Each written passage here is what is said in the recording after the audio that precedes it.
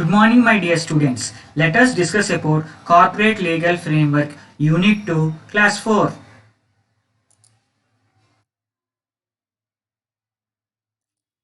Today's contents of our class is Sales of Goods Act 1930 and Essential Elements of Sales of Goods.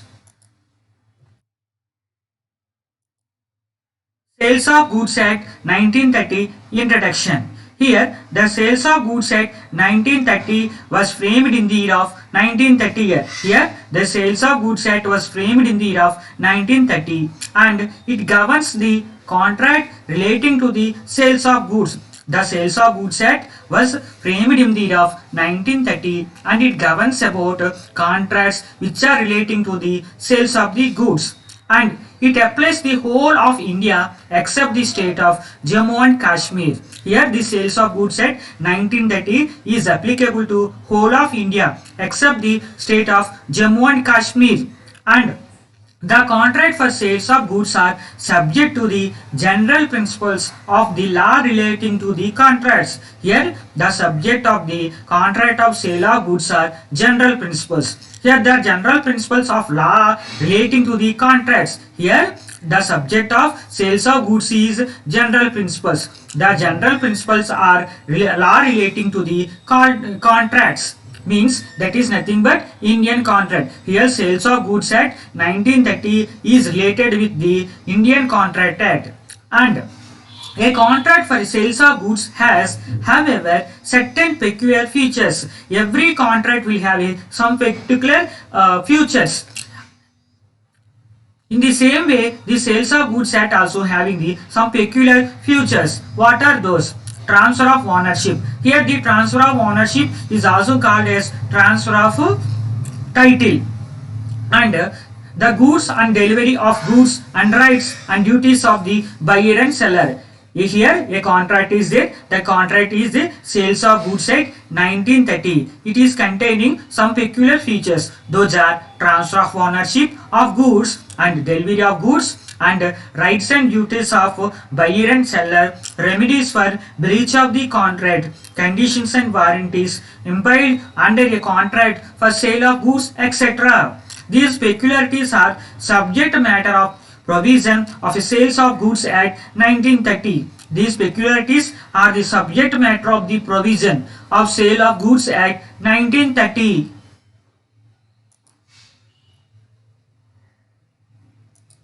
Formation of contract of sale and contract of sale of goods.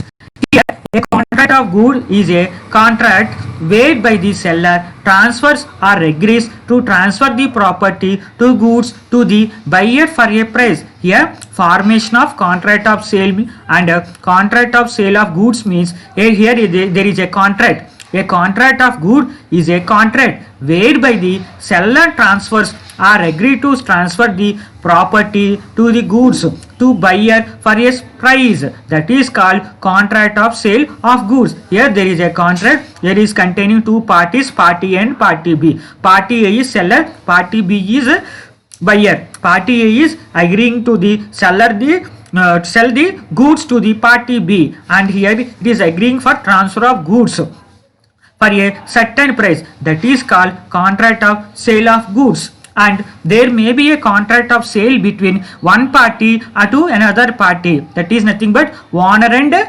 buyer.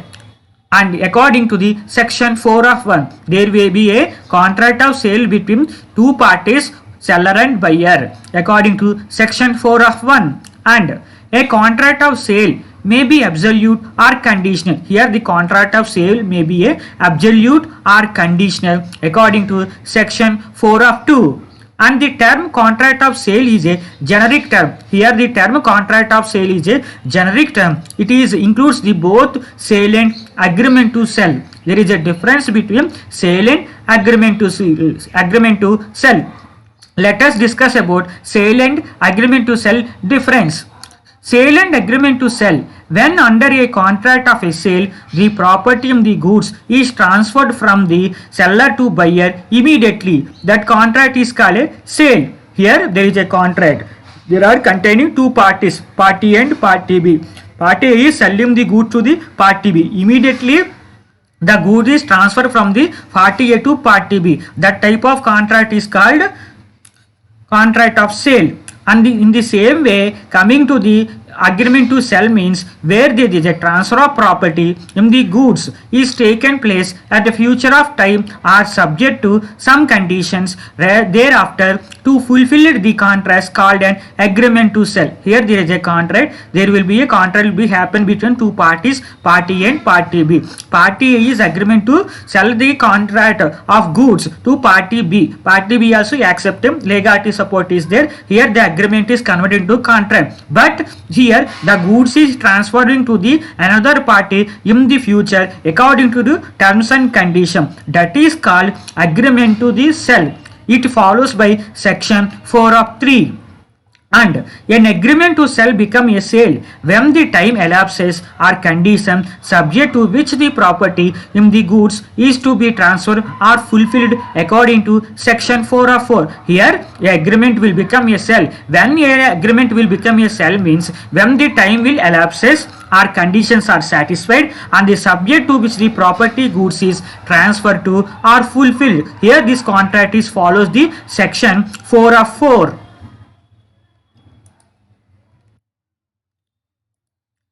Essential elements of a contract of sale. The following 6 features are very essential elements of a contract of sale of goods. Those are goods, price, two parties, transfer of ownership. All essential of a valid contract of sale includes a sale and an agreement to sell. Here all essentials of a valid contract of sale includes both the sale and agreement to sell. Coming to the two parties, a contract of sale of goods is a bilateral in the nature. Here there is a contract it containing two parties. One is party A, second one is party B. We can also call as party A and party B as seller and buyer of the contract. And wherein the property in the goods has to pass from the one party to another. Here the property want to pass from the one party to another party. Anyone cannot buy own goods. Here anyone cannot buy their own goods.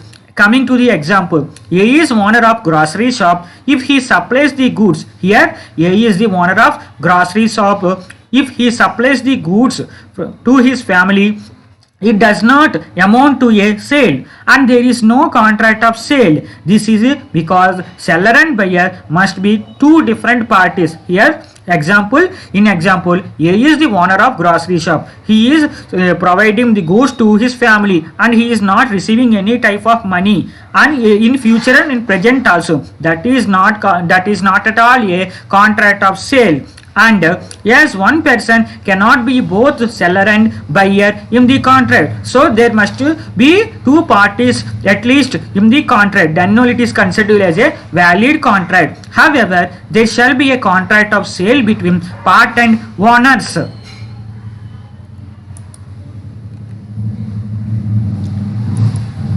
The subject matter of a contract of sale must be goods. Here the main subject matter of contract of sale is must be goods. Every kind of movable property except actionable claims and money is regarded as a goods. Here second important point is goods in the contract. The subject matter of a contract of a sale must be goods, means the goods is very important matter of a contract of sale. Here every kind of movable property except actionable claims and money is regarded as a goods. Here money also regarded as a goods, and contracts relating to the service are not considered as a contract of sale. Here service not regarded as a considered as a contract of sale. And immovable property is governed by a separate statute. Here some immovable properties are. What are the immovable properties in the contract means house, we cannot immovable it, and land and agriculture fields. Some type of items are there, those are immovable. So these immovable properties is governed by a separate state. It is having the separate law, Transfer of Property Act. This immovable property we will follow the Transfer of Property Act section. And coming to the third important point, transfer of ownership. Transfer of property in the goods is also an integral to a contract. Here transfer of property in goods is also a integral to a contract of sale. The term property in goods means ownership of the goods. Here transfer of property is one of the internal part of the contract of sale. The term property in the goods means the ownership of the goods. In every contract of sale, there should be an agreement between the buyer and seller. Here, in every contract of sale, there should be a agreement between the buyer and seller for the transfer of ownership. Here, property means general property in goods and not merely a special property. Here, the property is nothing but goods and not merely a special property. Here, there is a contract between two parties, party and party B. Party A is selling goods to the party B. Immediately, when the goods is sold to the party B, immediately the transfer of ownership also will transfer to the party B. That is called transfer of ownership. And here the transfer of ownership is also called as a transfer of title. And here the property means not at all a special property. And here we can call as a goods also as a property in the transfer of ownership concept.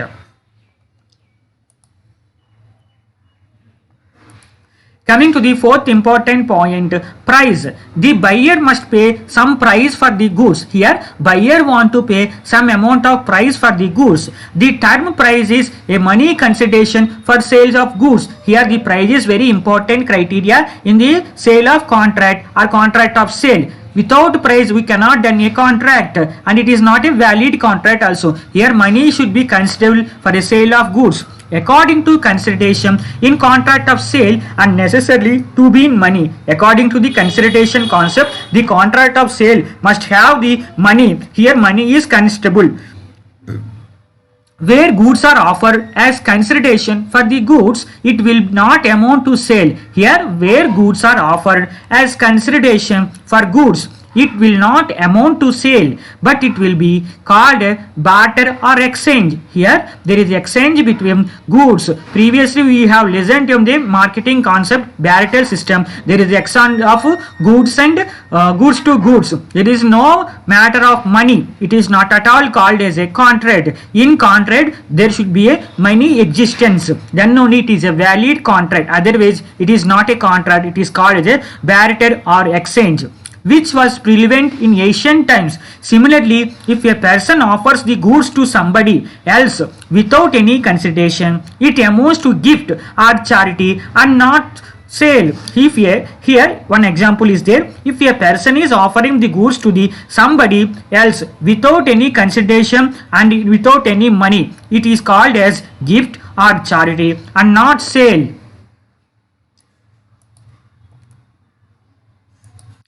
All essential of a valid contract. A contract of sale is a special type of contract. Here, a contract of sale is a special type of contract. Therefore, to be a valid, it must be have all the essential elements of a valid contract, that is, free consent, consideration, competency of contracting parties, lawful object, legal formalities to be completed, etc. Here there is a contract of sale. It is a one of the important special type of contract. It should be valid. When it will be valid means it want to satisfy the some following essential elements of a valid contract. What are those essential elements of the contract? To be valid contract is nothing but free consent, consideration, competency, contracting parties, lawful object and legal formalities to be completed, etc. And coming to the last point, includes both a sale and an agreement to sell.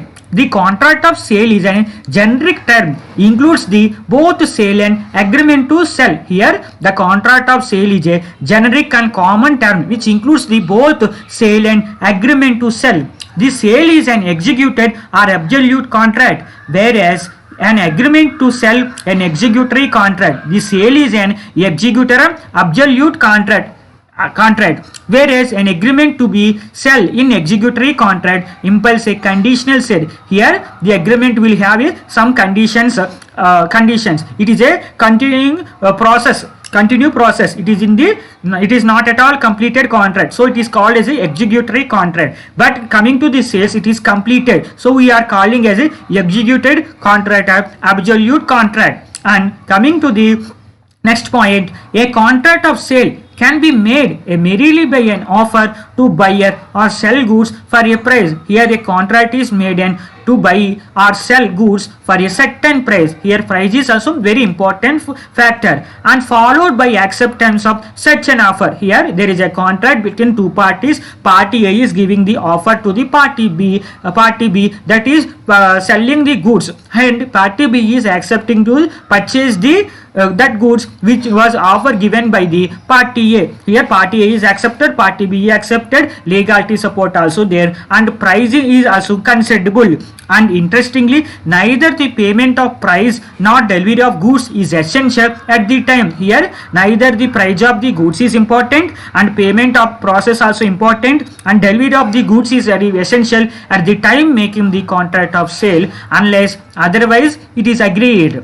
And coming to the subject to the provision of law for time being in a force, a contract of sale may be made either orally in writtenly. Here the contract of sale is taken place by orally or writtenly, or partly orally and parting in the writing, or maybe. This is about the contract of sale.